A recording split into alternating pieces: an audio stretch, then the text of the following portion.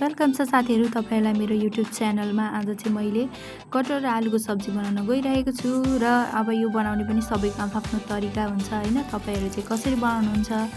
म चाहिँ यसलाई चाहिँ बनाउनु भन्दा अगाडि चाहिँ यसरी हल्का बेसार नुन हालेर चाहिँ 5 मिनेटको लागि बोइल गर्ने गरेको छु। अनि त्यतिन्जेलसम्म यता मसलाहरु पनि काटकुट बनाएर रेडी बनाइसके र अब यसमा चाहिँ अब सुरु गरिसके मैले बनाउनको लागि। सुरुमा तेल हाले। तेल चाहिँ अब आवश्यकता अनुसार ठिक्क। अनि यसमा चाहिँ तातिसकेपछि मैले 5 फुरनहरु फुराए। त्यसपछि अब प्याज हाल्दैछु। प्याजलाई चाहिँ मैले ब्राउन हुने गरेर फ्राई गर्छु। अनि त्यसपछि फ्राई गरेर अरु आवश्यक मसलाहरु चाहिँ मैले त्यसमा एड गरेको हुन्छु। अब यतिको ब्राउन भइसकेपछि चाहिँ मैले यसमा अदुवा र लसुनको पेस्टहरु चाहिँ हालेर त्यसलाई पनि मैले एकछिन मिक्स गर्छु।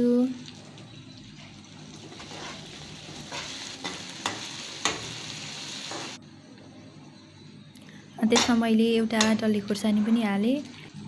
डल्ले खुर्सानीको स्वादले हैन सब्जी चाहिँ एकदम छुट्टै मिठास बनाउने गर्छ नि त। त्यही भएर मलाई चाहिँ डल्ले खुर्सानी हाल्न एकदम चाहिँ मन पर्छ सब्जीमा। यता खाना पनि रेडी भइसक्यो हैन। मैले यसमा हल्का मिट मसला पनि हाल्दिए। त्यसपछि अब म खुर्सानीको धुलो पनि हाल्न गइरहेको छु। त्यसपछि एकछिन मिक्स गरेर चाहिँ म यसमा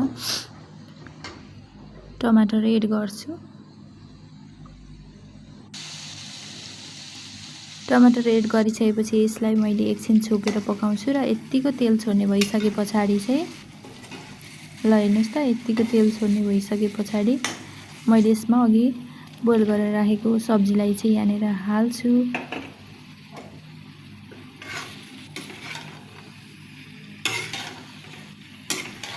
र अब यसलाई मैले चाहिँ मज्जासँग मिक्स हुने गरेर चलाउँछु।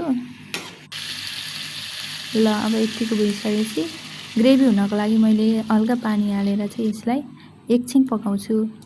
यसमा चाहिँ मैले टमाटर पनि हाले किनभने मलाई टमाटरको अचार बनाउनु थियो। ल मैले टमाटर झिके र यतिको ग्रेभी भयो। यता अचार रेडी भइसक्यो र यता सब्जी पनि रेडी भयो एकैचोटी। हेर्नुस् कति खाउ लाग्दो भइसक्यो। अब म यसलाई प्लेटिङ गरेर रेडी गर्छु।